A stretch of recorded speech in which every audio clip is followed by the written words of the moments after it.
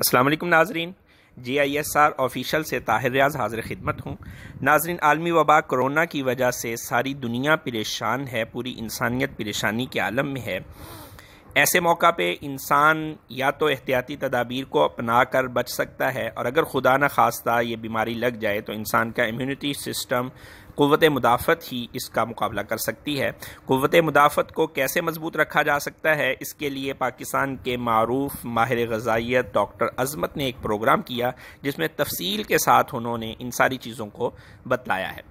Programme کا link description میں پیش کر دوں گا، اس کا خلاصہ آپ کے سامنے رکھنا چاہتا ہوں۔ ڈاکٹر صاحب کا کہنا تھا کہ امیون سسٹم کو کمزور کرنے والی چند بیماریاں بھی ہیں جو کہ معدہ سے ریلیٹڈ ہیں۔ انسان کا خوراک کا ہضم کرنے کا نظام ڈسٹرب ہو جائے تو اس کی وجہ سے قوت مدافعت بہت کمزور پڑ جاتی ہے، اس لیے اپنی خوراک کے اندر دہی کا استعمال رکھیے، اور ساتھ میں لہسن کچا پکائے بغیر اس کو روزانہ ایک پوتھی کم از کم نگلیے، اور ادرک کا قہوہ بنا کر پیجیے، اور وٹامنز کے اندر وٹامن ڈی اور وٹامن اے اس کو استعمال کیجیے۔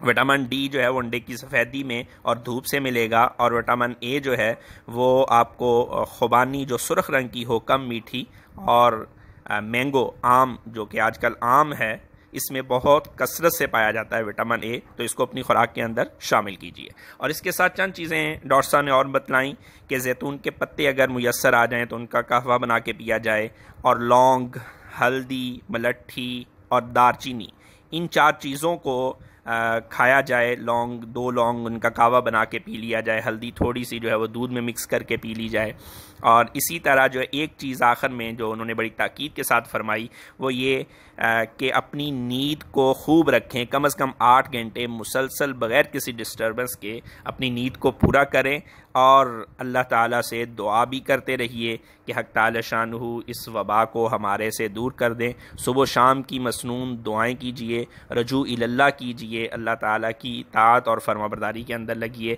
حق تعالی شانہ پوری انسانیت کے اوپر رحم فرمائیں اور ہم سب کو اس سے محفوظ رکھیں۔ السلام علیکم۔